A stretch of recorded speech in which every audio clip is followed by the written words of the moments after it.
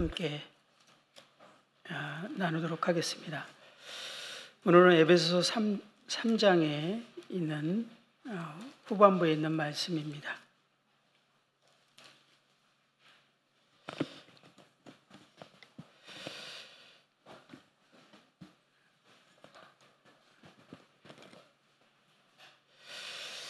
우리는 지난 말씀을 통해서 특별히 에베소서 3장 1절부터 13절을 통해서 하나님의 마음속에 품고 계셨던 비밀인 이 교회의 가치에 대해서 생각해 보는 시간을 가졌습니다.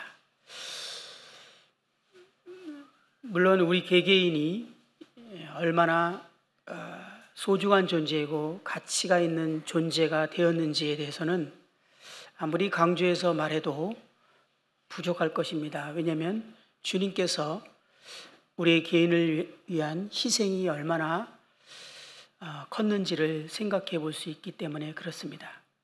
그러나 이 천하보다 귀한 한 영혼들을 하나님께서 하나님의 품에 안으시기 위해서 하나님께서 이 교회를 생각하셨습니다. 그리고 그분께서 영원히 함께할 대상인 신부, 이 교회를 영원전에 생각하셨습니다. 1장 끝부분부터 2장까지는 이 그리스도의 몸인 교회에 대해서 이렇게 말씀이 기록되어 있다가 3장은 2장을 이어가는 그런 내용이었습니다.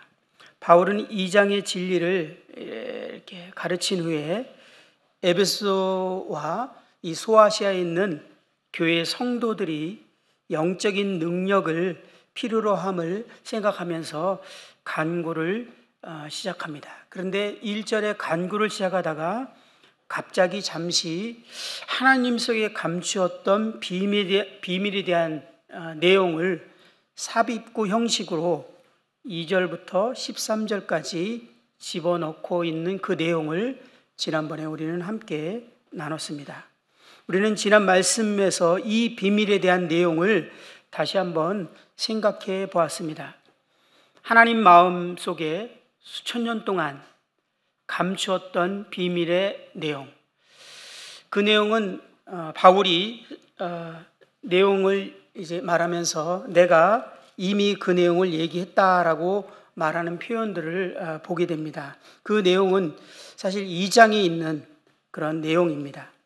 이 2장의 내용들을 그리스도의 복음으로 구원받은 유대인과 이방인들이 구별이 없어지고 그리스도의 몸으로서 교회를 이루게 하시는 하나님의 계획에 대해서 말하고 있습니다. 또한 그리스도의 몸인 교회는 사람들에게 그리스도를 나타내고 드러내고 설명하는 그런 목적을 이루기 위해서 성도 간에 서로 화목하게 되어서 하나님께서 편안하게 거하시고 활동하시는 처소가 되는 것이 하나님이 계획하신 이 방법임을 또 설명하고 있습니다. 이 목적을 이루시기 위해서 하나님께서 그리스도께서 십자가에서 화목제물로 이 땅에 오셨음을 초반부에 말씀하셨고, 우리가 하나님과 화목게 되었을 뿐만 아니라 그 교회의 구성원인 유대인과 이방인 결코 하나 될 수 없는 그들이 화목게 된 예수 그리스도의 그 십자가의 화목제물 대신 그 은혜로 말미암아 화목하게 되었다라는 내용을 설명하고 있습니다. 그러면서 앞으로 믿게 될 전 모든 그리스도인들이 바로 하나님의 처소인 이 교회로서 성도들이 서로 화목제물 대신 그리스도의 피를 의지해서 서로를 용납하고 사랑하며 화목해 돼야 될 것에 대해서 우리에게 가르치고 있는 내용을 우리는 보게 됩니다. 이것을 통해서 하나님의 계획하신 교회의 뜻이 이루어질 것입니다. 뿐만 아니라 3장에는 그 2장에는 이 교회가 천사들과 타락한 이 천사들에게까지 하나님의 각종 지혜를 드러내는 이제 도구로 사용될 것에 대해서 교회의 놀라운 가치를 설명하고 있는 것을 우리는 살펴보았습니다. 교회는 하나님에게 영원전부터 계획하시고 마음에 비밀로 품고 있었던 특별한 존재였습니다. 이것이 교회의 가치입니다. 그래서 바울은 이 교회의 가치를, 하나님이 계획하신 영원전에 품었던 교회의 가치를 이제 계시로 받게 된 사람이고, 이 계시로 그것을 알게 되었을 때 그의 인생은 이제 분명한 삶의 방향의 초점이 맞춰졌습니다. 그가 복음을 전하는 이유는 교회를 세우기 위해였고, 그가 교회가 세워질 때 함께 즐거워하며 감사하며 기뻐했고, 교회가 어려움을 겪었을 때 그는 밤낮 눈물로 기도했다라는 그런 내용들이 기록되어 있는 것을 봅니다. 그래서 골로새 1장 24절에 보면 나는 이제 너희를 위하여 받는 괴로움을 기뻐하고 그리스도의 남은 고난을 그의 몸된 교회를 위하여 내 육체에 채우노라. 내가 교회의 일꾼 된 것은 하나님이 너희를 위하여 내게 주신 직분을 따라 하나님의 말씀을 이루려 함이니라. 그는 자기 자신 스스로를 교회를 섬기는 일꾼으로서 자기의 생애를 이제 드릴 것에 대해서 하나님이 자신에게 맡긴 부르심이라고 고백을 하고, 교회를 받는 모든 고난과 어려움에 대해서 그는 감당하고자 하는 마음이 있었습니다. 우리가 바울과 같은 그 교회에 대한 가치를 계시로 알게 될 때 우리의 삶은 바뀔 수 있지 않을까.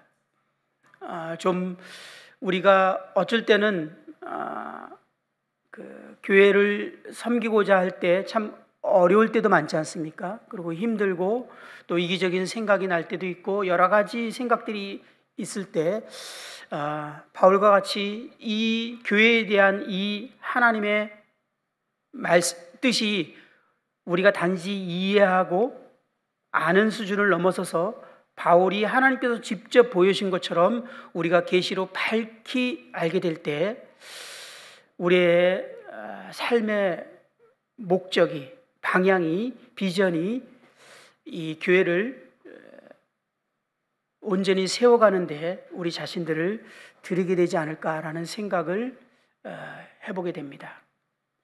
오늘은 3장 14절부터 21절까지 내용을 통해서 말씀을 이어서 한번 보도록 하겠습니다. 14절부터 읽어보도록 하겠습니다. 3장 14절입니다.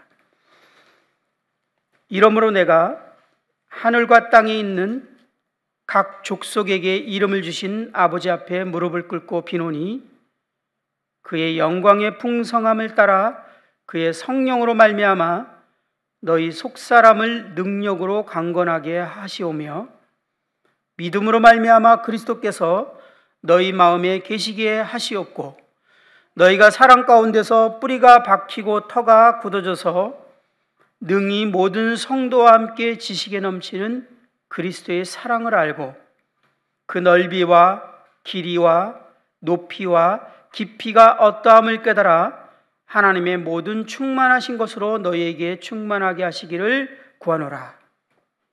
우리 가운데서 역사하시는 능력대로 우리가 구하거나 생각하는 모든 것에 더 넘치도록 능히 하실 이에게 교회 안에서와 그리스도 예수 안에서 영광이 대대로 무궁하기를 원하노라. 아멘.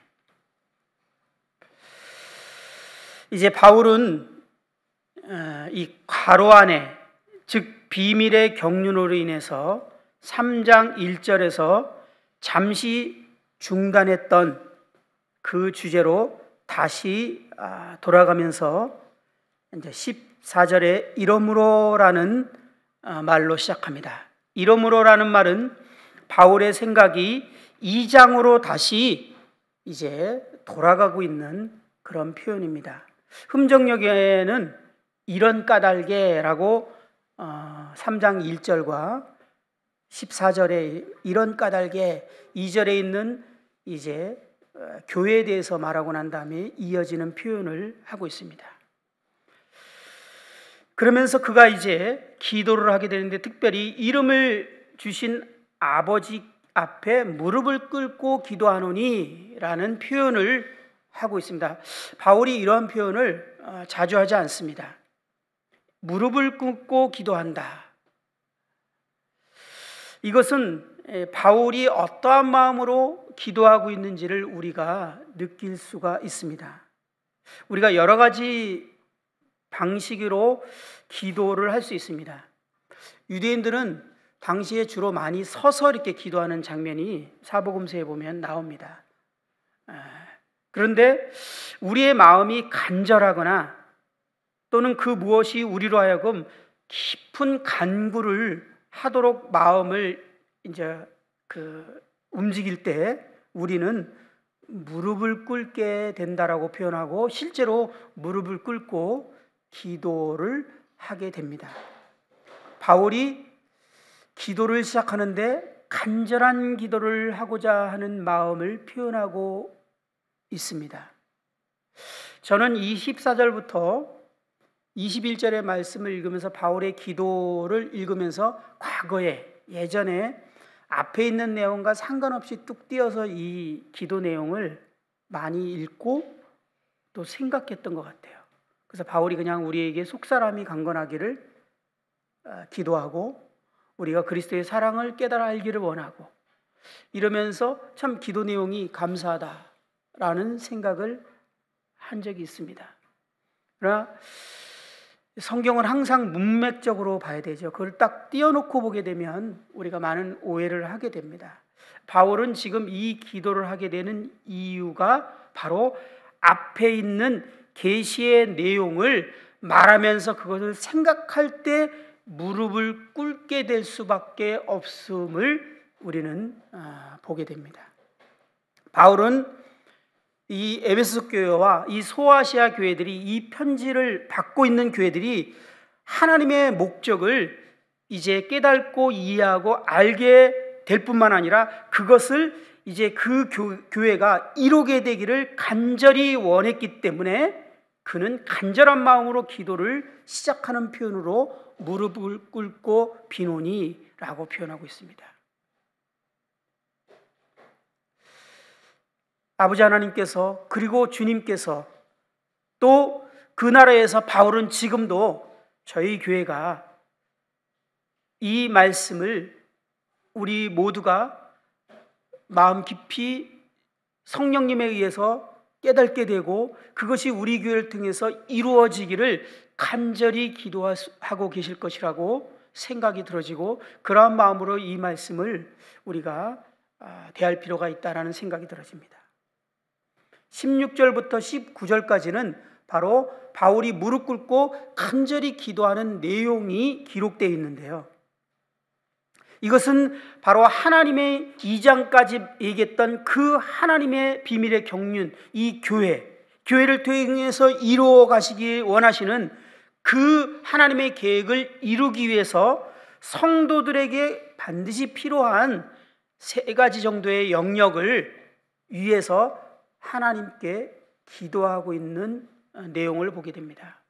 바울이 이렇게 기도하고 있다는 것은, 바울이 첫 번째 기도에서도 하나님의 성령님의 조명으로 말미암아 우리가 깨닫게 되어지는 영역은 바울이 어떤 설명이나 노력으로 되어지는 것이 아니라 하나님의 역사로 말미암아 우리가 그것이 조명되어지는 거기 때문에 간절한 기도를 하게 되는 것을 보게 되는데요, 이 두 번째 기도도 이 내용은 우리 스스로가 되어질 수 있는 내용이 아니라 하나님께서 역사하시고 은혜를 베푸셔야만 하는 부분이고, 이것이 반드시 이루어지지 않고서는 하나님께서 이 교회를 향한 뜻이 실현될 수 없기 때문에 바울은 간절한 마음으로 무릎 꿇고 기도하고 있는 것을 우리는 보게 됩니다.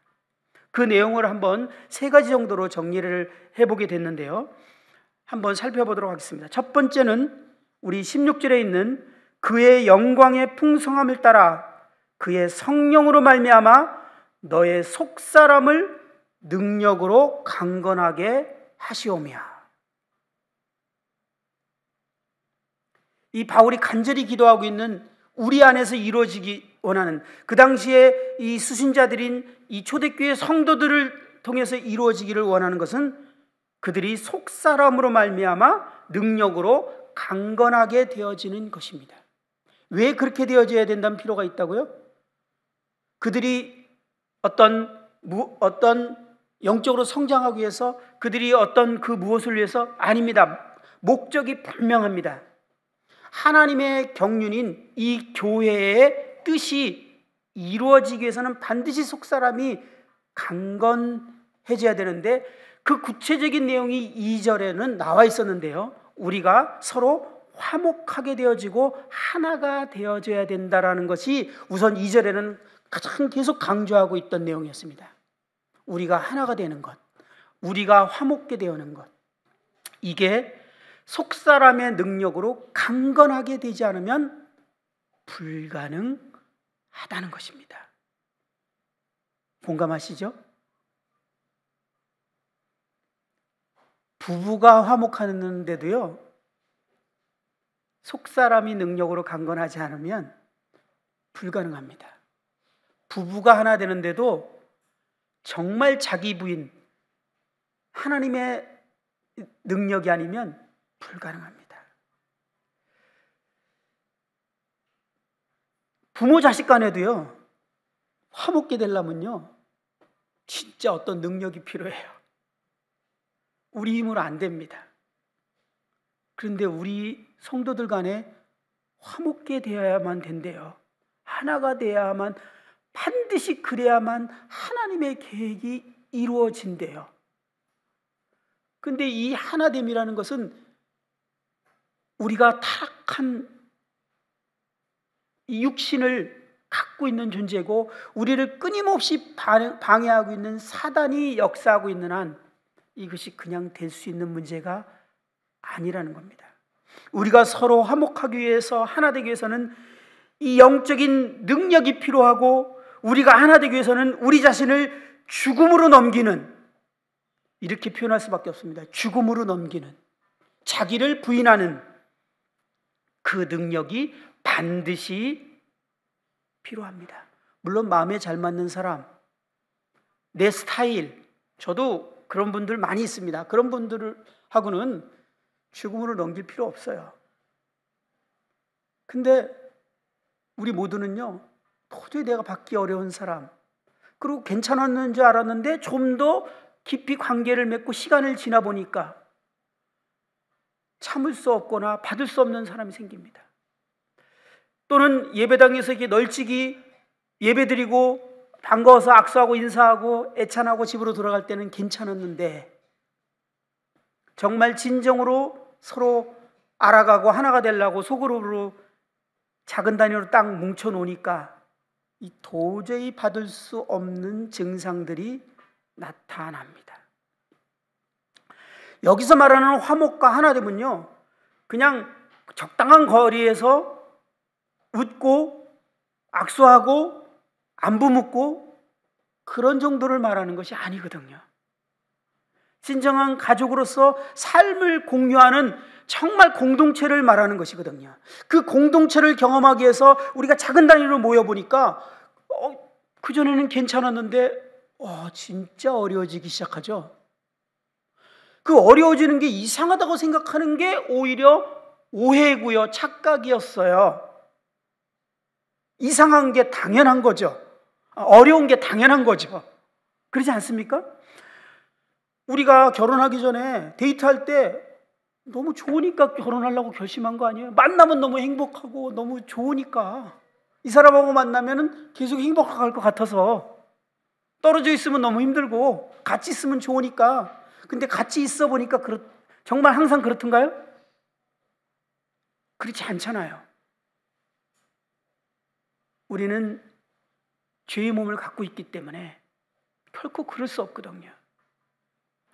그런데 하나님께서 우리 안에 평안히 거하시고 그분이 우리 안에서 역사하시고 일하시기 위해서는 그러한 우리들이 서로 화목하고 하나가 돼야 되기 때문에 그리스도께서 이 땅에 화목제물로 오셔서 우리로 하여금 화목하도록 하신 거예요. 그런데 우리가 마음 맞는 사람과 친한 사람과 화목하게 되는 것을 통해서 하나님이 역사하시는 일은 일어나지 않습니다. 사실은 그거는 사실은 그냥 우리 육신도 그렇게 가능해요. 인간적인 관계지 않습니까? 그걸 통해서 하나님이 평안을 느끼시는 것이 아니에요. 우리가 정말 하나 될 수 없는 우리가 하나 될 때, 제가 이것을 저희 예전에 우리 모임은 뭐 소그룹이니 이런 거 자체가 아예 없었잖아요. 그렇죠? 요즘에 이제 모임들이 많이 그런 것들을 하지만 제가 있었던 교회는 특별히 성도 수가 300명, 400명이 됐던 데까지 됐던 교회예요. 그러다 보니까 소수들과 관계를 이렇게 잘 맺었어요. 근데 그분들은 저하고 뭐 어려움이 없기 때문에 소수의 관계를 잘 맺죠. 두루두루 관계를 다 맺을 수가 없었어요. 그러다가 제가 이제 주일학교 교사를 할 때까지만 해도 대충 했는데 학생부의 교사가 될 뿐만 아니라 학생부의 리더가 되면서 이제 그 교사 멤버들하고 이제 함께 이 학생부를 해야 되는 이제 저에게 과제가 닥쳤을 때 하나님께 무엇을 어떻게 해야 되는지 처음 가는 길이었기 때문에 너무 궁금해서 하나님께 간절히 기도했던 기억이 지금도 생생해요. 제가 눈을 뜨면 기도하기 했어요. 정말 한 달이고 두 달이고 그 학생부를 시작하자마자 어떻게 해야 될지를 몰라서 계속 기도했던 기억이 나요. 한 2달 정도를 하나님께 간절히 기도했던 어느 날 하나님이 저한테 너무나 강력하고 분명하게 그 방법을 딱 제시하셨는데 교사들과 하나 되라 라는 오더였어요. 제 생각에 이게 단가? 라는 생각도 했지만 너무 분명했기 때문에 그것을 이제 시작을 순종을 했어요. 그런데요, 이게 그렇게 어려운 문제인지는 꿈에도 몰랐어요. 진짜 상상조차 하지 못했어요. 그냥 적당히 일을 하는 관계라면 문제 없는데 정말 서로 가족과 같이 하나가 되는 그 단계로 가야 되는 과정을 딱 시작했는데요, 한 몇 개월쯤 되니까 그냥 제 표현으로 이거밖에 생각이 안 나요. 죽을 것 같더라고요. 정말 죽어버리고 싶더라고요. 끔찍하더라고요. 그 말도 안 되는 그 상황이나 서로의 그것들을 품어야 되는데, 난 그때 제일 자주 떠올랐단 말이 아무든지 나를 따르거든 자기를 부인하고 날마다 제 십자가를 지고 나를 따를 것이라. 저는 그때요, 이 말씀 듣을 때마다 제가 어떤 고난을 당할지라도, 심지어는 정말 주님 때문에 혹 순교할 일이 있을지라도 주님을 따르고 싶습니다. 이 고백 참 많이 했어요. 겁도 없이 많이 했죠. 근데 주님이 십자가가 무엇인지를 저에게 딱 보여주신 거예요. 와, 자기를 부인하고, 이게 내가 내 생각과 내 뜻과 내가 원하는 것을 죽음으로 넘긴다라는 것을 경험하기 시작했는데 정말 죽을 것 같더라고요.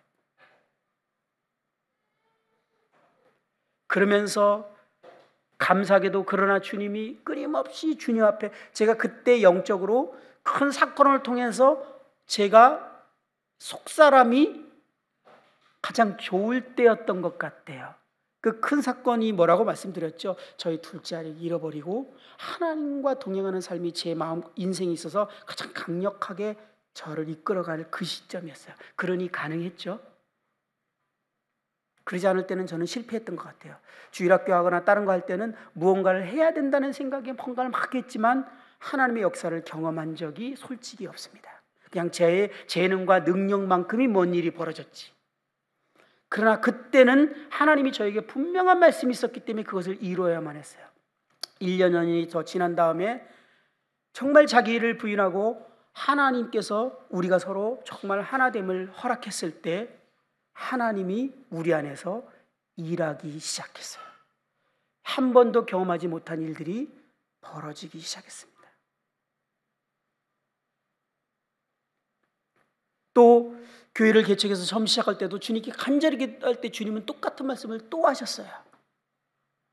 인도자들과 하나 되라. 십몇 년 동안 같이 지낸 사람이라서 뭐 서로 되게 친한 사이였거든요. 그러니까 뭐 이렇게 친한 사이인데 뭐 어려울겠는가? 그리고 딱 시작했는데 웬걸? 이건 그게 아니에요. 이거 또 다른 문제더라고요. 그러면서 이 작은 단위로 정말 함께 하나 될 때 진정한 이 하나됨을 이 무엇인지를 맛보기 시작했고, 반드시 이 하나 되기 위해서는 죽음에 넘기는 자기 부인이 필요하다는, 이 죽음에 넘기는 자기 부인은 속사람의 능력에 강건하지 않고서는 불가능하다는 것을 이제 이해하기 시작했습니다. 우리는 죽음을 통해서 부활을 경험한다고 합니다. 죽음을 통한 부활이 아닌 것은 진정한 생명이 아닙니다. 우리의 능력이고 어쩌면 우리의 열매일 수 있습니다. 내 마음에 맞는 사람과 하나 되고 화목하는 것은 부활 생명의 능력이 필요하지 않습니다. 우리의 힘과 우리의 재능과 우리의 어떤 기질로 가능합니다. 사람을 잘 관계를 맺는 사람은요 되게 잘 맺습니다. 근데 그것이 부활 생명 아니에요. 그런 사람도 한번 제대로 만나면요 진짜 극복 못합니다. 내가 받을 수 없는 사람을 자기를 부인을 통해 죽음을 통해 하나가 되는 것이 부활 생명의 능력이고, 하나님이 우리에게 하나됨을 요구하고 화목함을 요구하는 건 여기까지이기 때문에 바울은요 이것이 하나님께서 우리에게 허락하셔야만 되는 일인 것을 알기 때문에, 그렇지 않으면 여기서부터 브레이크 걸려서 교회가 진정한 교회로서의 기능을, 하나님의 계획을 이룰 수 없기 때문에 바울은 간절히 무릎 꿇고 속사람이 강건하기를 기도를 시작하게 됩니다. 왜 오늘날 교회들이 이렇게 많지만 하나님의 역사를 경험하지 못하는지 우리는 이것을 생각해 보면 이해할 수 있지 않습니까? 몇몇 사람들의 탁월함, 또 우리의 단순한 열심의 노력, 봉사, 이걸 통해서 교회는 좀 나아집니다. 훨씬 나아질 수 있어요. 그러나 하나님의 역사는 경험하지 못합니다. 믿지 않는 사람들이 우리를 통해서 하나님의 살아계심과 그분의 역사를 통해서 생명이 태어나는 일들은 경험하지 못합니다. 이것은 우리의 속사람의 능력이 강건함을 통해서 우리가 하나 될 때만 가능하다는 거예요. 바울은 이것을 알았기 때문에 간절한 마음으로 무릎 꿇고 기도를 시작했습니다. 우리도 기도해야 될 내용이죠. 이것이 얼마나 어려운 것인지 경험해 보신 분들은 압니다.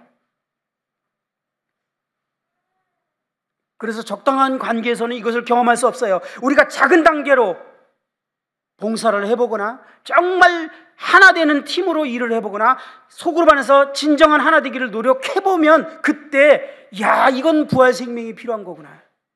그리고 부활 생명으로 하나 됐을 때 그 가운데서 하나님의 역사는 놀랍다라는 것을 이제 우리는 경험할 수 있게 됩니다. 그것을 경험해 보지 않은 것은 하나님께서 교회를 세운 목적을 진정으로 경험해 보지 못한 것입니다. 이것이 우리의 바람이고 소원이어야 되지 않겠습니까? 그것을 위해서 우리는요 소그룹 하는 거예요.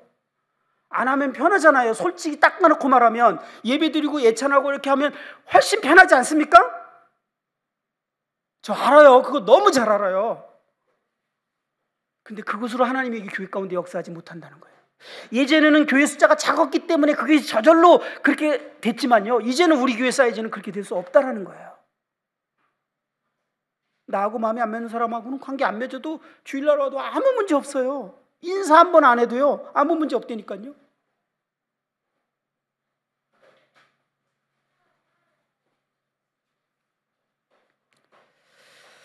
우리의 속사람이 능력으로 강건하게 되는 것이 얼마나 중요한가. 그런데요 바울은요 이렇게 기도하고 만다면 우리가 정말 어떻게 해야 되는가라고 막연할 수 있는데, 바울은 기도를 이어가면서 두 번째 기도를 통해서 속사람이 능력으로 강건하게 되기 위한 두 번째 영역을 기도하고 있습니다. 이 두 번째 영역은 속사람이 능력으로 강건하기 위해서 필요한 영역을 기도하고 있습니다. 그것은 17절에 보면 믿음으로 말미암아 그리스도께서 너희 마음에 계시게 하옵시고 라고 기도하고 있습니다.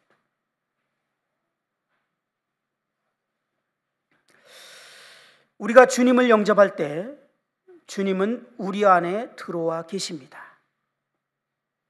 먼저는 기본적으로 진정한 거듭난 그리스도인이 아니라면, 그리스도께서 우리 안에 들어와 계시지 않는다면 속사람이 능력으로 강건하게 되는 것은 불가능하기 때문에 사실은 인간적으로 내가 관계 맺을 수 있는 사람 이상을 넘어가는 것은 현실적으로 불가능합니다. 그래서 교회에 구원받지 않은 사람이 많은 숫자를 차지하고 있는 기존의 많은 교회들은 사실은 이 말씀은요, 현실적으로 경험할 수 없는 말씀이에요. 그래서 구원받은 사람들이 구성원이 되어야 되는 것이 정말 중요합니다. 그러나 여기서 그리스도께서 너희의 마음에 계시옵시고라는 이 말의 의미는 그 부분을 말하는 것이 아닙니다. 이미 우리 안에는 그리스도께 계십니다. 바울은 이 기도를 이미 구원받고 거듭난 성도들을 위해서 기도하고 있는 것입니다. 그러니까 주님께서 또다시 마음에 들어오라고 기도하는 것이 아니라 여기서의 기도는 그분이 우리 안에 계시느냐가 아니라 그분이 우리 안에서 자기 집처럼 편안히 거하시느냐의 문제를 말하고 있는 것입니다. 그분이 우리 안에서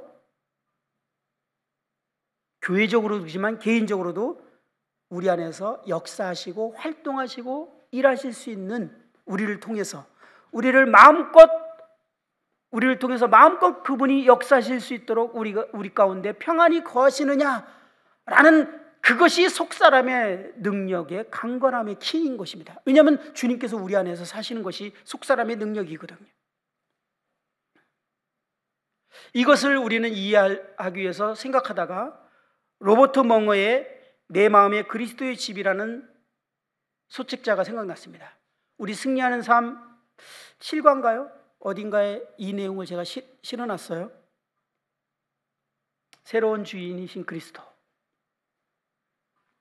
그리스도인들이 주님을 영접한 후에 주님께서 우리 안에 평안히 거하시기 위해서 무엇이 필요한 것인가에 대해서 이야기식으로 은유적으로 쉽게 설명해낸 내용입니다. 그는 계시록 3장 20절의 말씀을 통해서 볼지어다 내가 문 밖에 서서 두드리노니 누구든지 내 음성을 듣고 문을 열면 내가 그에게로 들어가 그와 더불어 먹고 그는 나와 더불어 먹으리라 라는 말씀을 이용해서 우리의 마음을 집으로 표현하고 그 주님을 우리의 마음의 집에 영접하게 되는 것으로 이렇게 표현합니다. 그리고 우리의 마음에 집 안에는 여러 방들이 있죠. 안방과 주방도 있고 그 방들을 주님께 이제 소개하는 장면이 나오는데 그 소개하는 과정을 통해서 주님께서 그 방에 들어가 계시기에는 도저히 편안히 거하실 수 없는 많은 요소들이 거듭난 그리스도의 방들 안에 있다라는 것을 이제 발견하게 되는 그런 내용입니다. 몇 가지 이렇게 얘기를 해보면 거기에 첫 번째 서재가 나오죠. 서재는 이제 공부하고 책을 보고 이렇게 하는 곳이라서 그런지 생각의 방이라고 묘사를 합니다. 그러면서 우리의 생각에 우리가 하는 생각들 안에 주님이 평안히 거하실 수 있는가라는 것을 이제 도전합니다. 우리 성도님들의 평소에 하시고 계시는 주로 많이 하고 계시는 생각들, 이 생각들 가운데 주님이 평안히 거하실 수 있으십니까? 우리가 만약에 누구를 자주 미워한다면 또는 시기하고 있다면 우리가 청년 때 그 어떤 음란한 생각과 이런 안 좋은 생각들을 자주 하고 있다면 주님은 결코 우리의 생각의 방에서 평안히 거하실 수 없으실 것입니다. 이거를 왜 지금 우리가 얘기하고 있냐면, 우리가 주님께서 우리 안에서 정말 평안히 거하시고 우리를 통해서 그분이 사시기 위해서 걸림돌이 되고 있다는 것에 대해서 우리는 단순하게 생각해서는 안 됩니다. 바울은 이것을요, 심각하고 진지하게 간절히 기도하고 있다는 거예요. 그래서 이러한 생각을 우리는 그리스도께 복종하고, 우리의 생각이 그리스도가 평안히 계실 수 있도록 우리의 생각을 다스려야 될 것에 대해서 도전합니다. 항상 출발은 생각이죠. 저도 주님과 관계 가운데 아까 말씀드렸던 그 하나됨을 통해서 주님이 역사하실 때, 주님과 개인적인 시간을 제일 많이 가질 때 주님이 저에게 가장 많이 도전했던 게 뭐냐면, 네 생각, 그 내가 싫어하고 내가 함께 있기를 정말 불편해하고 내가 그 진짜 싫어하는 그 생각 자체를 버릴 것을 계속 도전했어요. 그것이 처음에 훈련하는 게 진짜 어렵더라고요. 이 생각을 버리는 것. 근데 여기서 이미 우리는 실패해버려요. 우리의 생각 정말 중요합니다. 주님이 평안히 거할 수 있도록 하는 생각. 그리고 그 다음 곳에 이렇게 가는 거 보면 주방으로 이렇게 데려가는 모습이 보여요. 주방은 식욕과 욕구의 방으로 이렇게 묘사를 하는데요, 이곳에서는 우리가 삶 가운데 무엇을 추구하고 무엇을 힘쓰고 무엇을 위해서 시간을 투자하는지에 대해서 내용을 다루고 있는 그런 방입니다. 우리가 현재 추구하고 힘쓰고 있는 대부분의 시간들, 이것이 주님이 평안히 거할 수 있는 것인지에 대해서 생각해 보게 하는 내용입니다. 우리 형제자매님들은 어떠십니까? 내가 대부분 쓰고 있는 이 시간들을, 이 추구하는 것들, 생각할 뿐만 아니라 힘쓰고 있는 것들에 하나님이 기뻐하시고 함께 그 일에 힘쓰고 함께 해줄 수 있는 그런 일인지, 이것에 주님이 평안히 거하셔야 된다는 겁니다. 거기에요, 좀 없었으면 하는 내용이 하나가 나오는데, 오락실이 나와요. 외국인들은 오락실도 있나 보죠, 방에. 물론 어떤 사람들은 방 하나에다가 컴퓨터니 이렇게 여러 가지를 꾸며놓을 수도 있는데, 그런 오락실에 대해서도 나오는데, 이곳은 우리들의 여가 활동, 취미 생활에 대한 방으로 묘사를 합니다. 이 방을 통해서 우리들이 평소 갖고 있는 사람들과의 모임, 만남들, 세상 사람들은 제 나이쯤 되면 이제 심심하고 친구도 없고 그러니까 등산 모임, 무슨 모임에 가입해갖고 거기서 이제 관계를 맺고 이렇게 하고 한다는데요, 거기서 문제들을 다 이렇게 일어난다고 하죠. 또 세상 사람들은 그런 세상의 모임일 수도 있고, 우리들이 심지어는 교회 안의 모임일 수도 있습니다. 우리들의 친구 관계 또는 여가 활동, 취미 생활에 대해서 주님도 함께 하실 수 있고 주님도 평안할 수 있는지에 대해서 생각해 보게 하는 그런 내용이 나옵니다.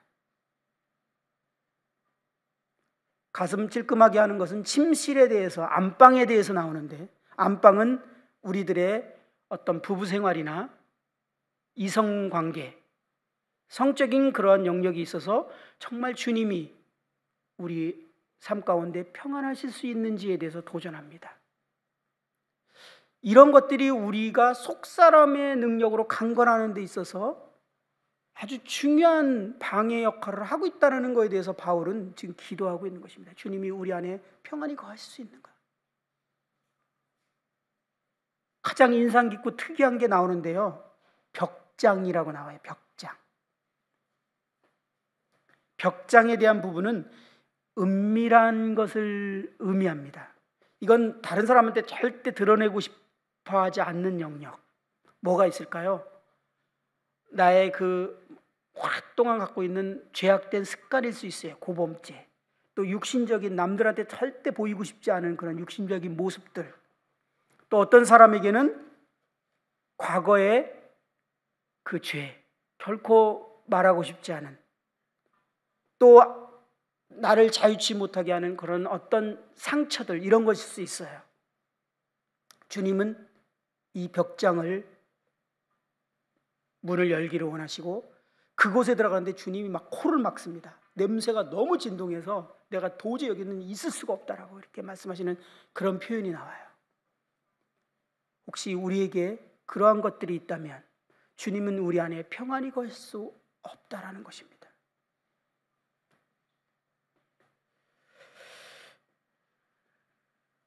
저자는 이러한 영역들은 우리가 우리의 삶의 주인이고 주님이 우리 안에 오셨지만 손님과 같이 계시는 문제임을 지적하면서 주님께 모든 소유를 양도할 것에 대해서 도전합니다.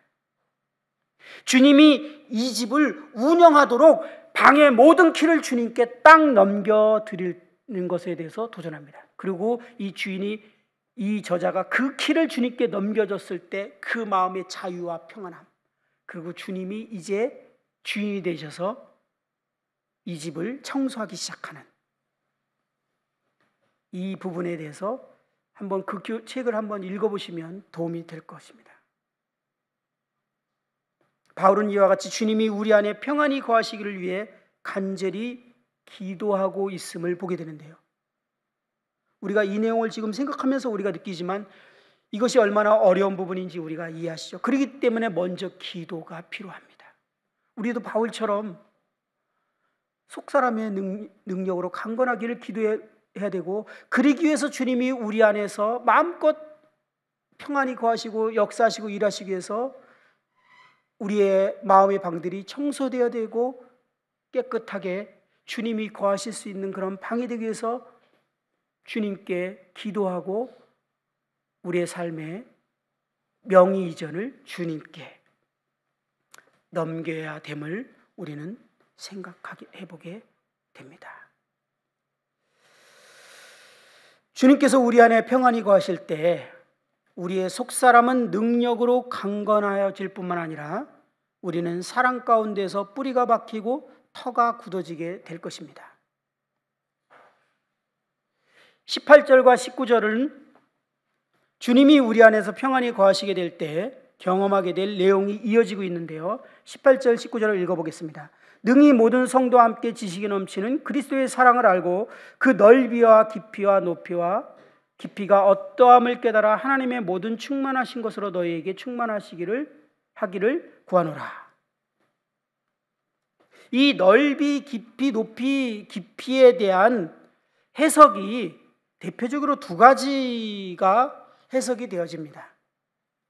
어떤 해석이 옳다라고 말할 수 없는 두 가지의 대표적인 해석이 있는데요. 아마 우리 성도님들은 많이 이 부분을 그리스도의 사랑으로 연결해서 아마 이 말씀을 이해하지 않았을까. 그런데 우리 모임에서 형제님들은 또 그렇게 해석하지 않은 분들이 꽤 많으십니다. 왜냐하면 다른 이 개역개정이나 다른 번역본에 보면, 특히 여러분들이 금방 지금 찾아볼 수 있는 흠정역에 보면요, 18절을 이렇게 표현하고 있어요. 모든 성도들과 함께 넓이와 길이와 깊이와 높이가 어떠함을 깨닫고, 이렇게 표현되어 있어요. 그리스도의 사랑으로 표현되어 있지 않아요. 그리고 19절이 지식을 뛰어넘는 그리스도의 사랑을 알아 하나님의 모든 충만하심으로 충만하게 되기를 구하노라.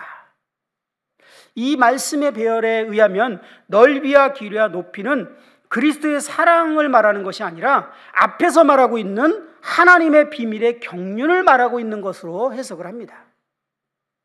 그 비밀의 경륜을 깊이, 넓게, 높이 더 우리가 분명하게 더 이해할 수 있는 것으로 바울은 기도했다라고 해석하는 방식입니다. 이 해석으로 생각해 보게 되면요, 우리가 어떻게 이해할 수 있냐면, 그리스도께서 우리 마음 가운데 평안히 계실 때 그 그리스도께서 우리 마음 가운데 계시로 말미암아, 성령님의 계시로 말미암아 이 하나님의 비밀의 경륜을 바울처럼 조명으로 밝히 깨닫게 되어진다라는 것으로 우리는 해석할 수 있습니다.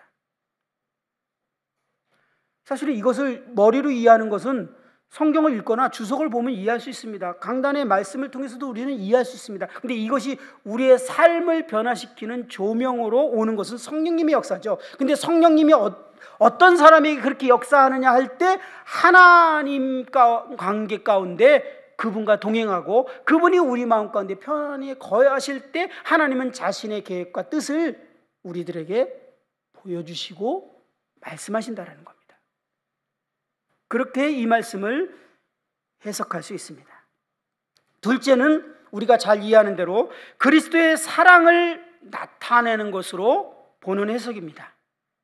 그리스도 사랑을 넓게, 깊게, 높게, 깊이, 길게 그렇게 깨닫게 되어지는 것입니다. 우리가 그리스도의 사랑을 먼저 이렇게 알게 될 때 우리도 다른 사람을 비로소 사랑할 수 있기 때문에 이것은 우리에게 정말 중요합니다. 우리의 힘과 능력으로 아까 말씀드렸던 것처럼 도저히 받을 수 없고 용납할 수 없는 사람을 받을 뿐만 아니라 사랑으로 간다는 것은요, 이거는 불가능한 것 같아요.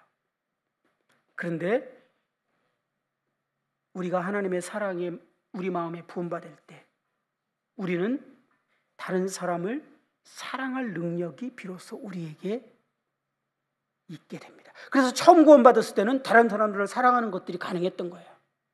그런데 우리 안에 또 많은 하나님이 싫어하는 것들이 이제 있게 되면서 그리스도께서 우리 가운데 평안히 거하시지 못하고 우리의 속사람의 능력이 무력해졌을 때 우리는 또다시 이 사랑의 능력이 나타나지 않으므로 좌절하게 되는 그러한 것들을 경험하게 됩니다. 근데 여기서 18절에서 중요한 단어가 하나 나오는데요, 능히 모든 성도와 함께라는 단어입니다. 우리가 하나님의 사랑을 깊이 깨닫게 되거나 아니면 하나님의 은혜의 경륜을 깊이 깨닫게 되는 것은 결코 개인이 할 수 없다라고 바울은 말하고 있습니다. 우리 개인은 결코 그 전부를 이해할 수 없습니다. 바울은 하나님의 놀라운 계획이나 지식에 뛰어넘는, 이 지식에 뛰어넘는 표현이 뭐냐면 우리 지식으로 이해할 수 있는 것이 아니라고 말하는 것입니다. 그리스도의 사랑은 모든 성도들과 함께 할 때 알 수 있게 된다라고 말하고 있는 것이 우리가 주목해야 될 단어입니다. 그래서 우리는 반드시 서로를 필요하고 서로를 모여야 하고 교제를 해야만 한다라는 것입니다. 끝으로 하나님의 계획이 이루어지기 위해서 바울이 기도하고 있는 세 번째 영역은 19절에 보면 끝에 너희에게 하나님의 모든 충만하신 것으로 너희에게 충만하게 하기를 구하노라 이렇게 말하고 있습니다. 하나님의 충만하심으로 충만해지는 것, 이것은 쉽게 표현하면 성도들이 예수님과 같은 모습으로 변화되는 것, 예수님의 형상을 닮아가는 그런 성숙한 모습을 말하고 있는 것입니다. 우리가 교회 가운데 하나가 되고 화목하기 위해서는 우리가 그리스도의 성품으로 변화되는 것, 그리스도가 우리를 통해서 자신의 성품을 드러내시고 주님께서 우리를 통해서 사시는 것이 정말 중요함을 우리는 조금만 생각해도 이해할 수 있습니다. 바울은 하나님의 계획인 비밀의 경륜이 이루어지기 위해서 이러한 영역이 필요함을 알고 간절히 기도하고 있습니다. 다시 말씀드리면 그리스도의 몸인 교회, 하나님의 처소인 교회가 하나님의 교회를 세우신 목적을 이루기 위해서는 우리가 서로 화목하고 하나가 되어야 하는데, 그러기 위해서 우리 각자가 속사람이 능력으로 강건해져야 하며, 그러기 위해서 그리스도께서 우리 마음에 평안히 거하셔야 하며, 우리가 그리스도와 같은 인격으로 성숙해져야 함을 볼 수 있습니다.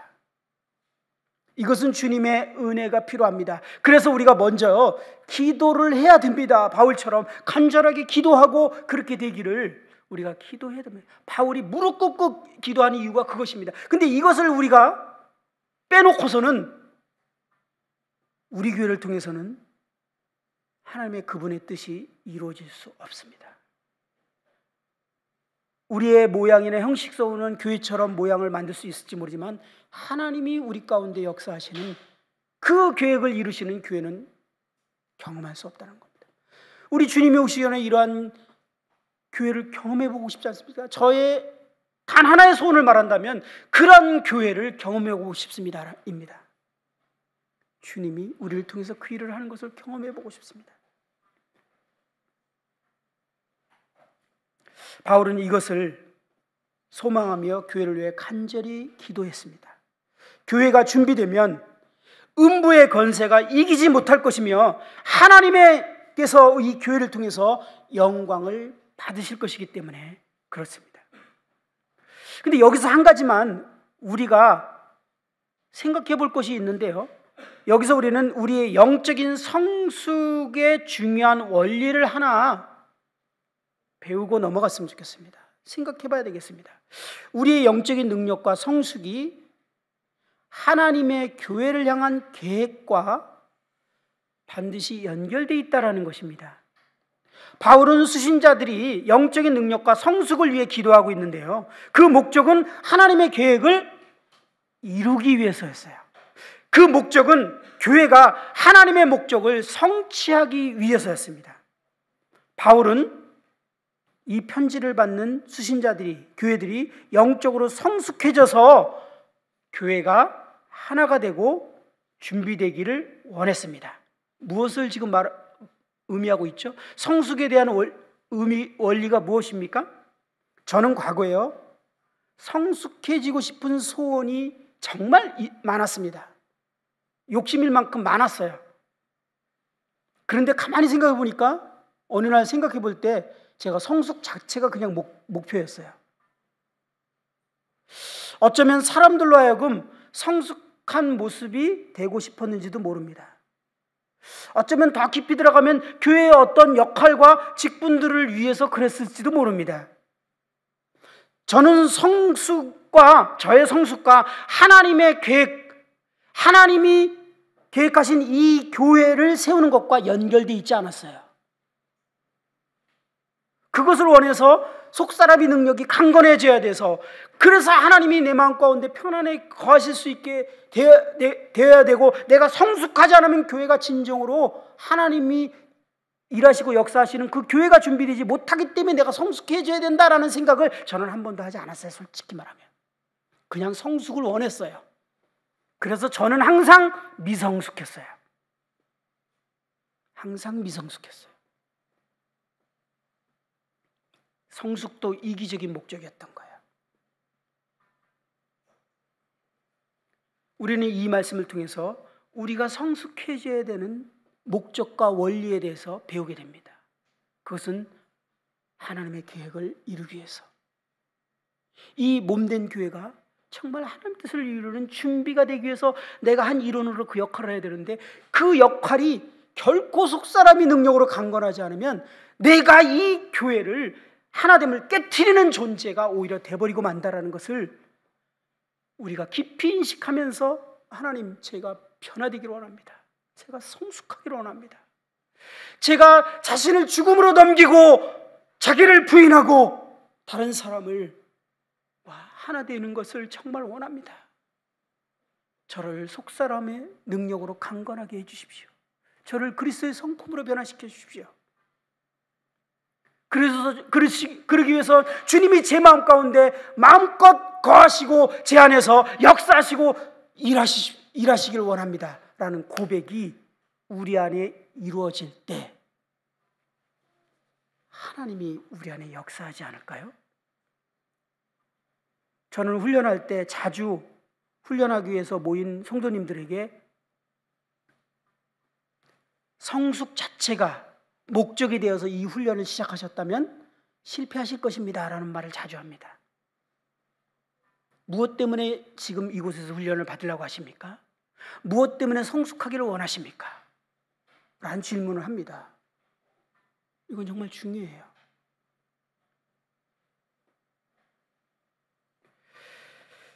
우리가 하나님의 계획을 분명히 알게 되고, 그래서 바울은 먼저 하나님의 계획을 알게 되는 것이 먼저인 것에 대해서 기도를 하고 있지 않습니까? 그것이 우리의 비전,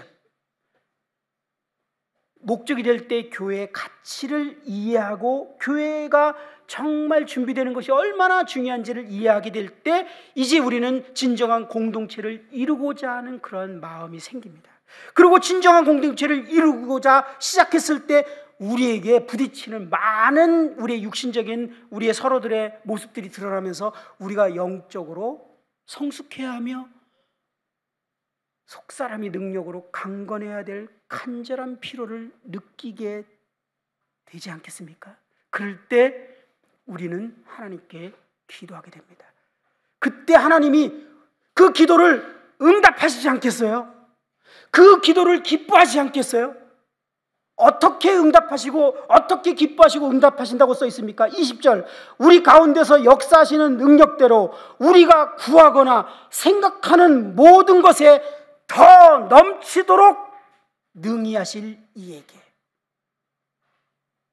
이렇게 우리가 소원을 가지고 기도할 때 하나님은요, 우리가 구하는 것, 아니 우리가 생각하는 것보다도 넘치도록 응답하시겠다라는 거예요. 왜 우리는 이런 응답을 경험하지 못할까요?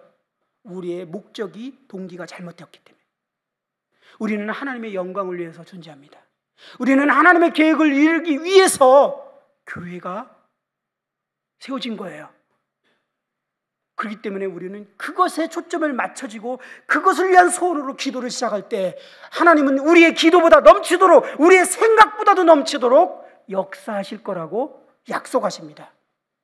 우리의 기도가 이 기도가 되어야 됩니다. 끝으로 21절, 교회 안에서와 그리스도 예수 안에서 영광이 대대로 영원무궁하기를 원하노라. 교회는 하나님의 은혜의 걸작품이기 때문에 하나님은 교회 안에서 영광을 받으셔야 할 뿐만 아니라 교회를 통해서 영광을 받으실 것입니다. 윌리엄이라는 형제님은 이렇게 말했습니다. 천천히 읽어보겠습니다. 하나님과 아버지로서의 영원한 영광은 교회와 그리스도를 통하여 영원히 나타나게 될 것이다. 놀라운 말이다. 그리스도와 교회가 하나님의 영광을 영원히 나타내는 도구가 될 것이다 라고 말했습니다. 이것이 교회의 가치입니다. 함께 잠시 기도하는 시간을 갖도록 하겠습니다. 우리도 바울처럼 우리가 속사람의 능력으로 강건해지며 그리스도께서 우리 마음에 평안히 거하시고 우리가 그리스도를 닮은 모습으로 변화되기 위해서 함께 개인적으로 잠시 기도하는 시간을 갖기를 원합니다.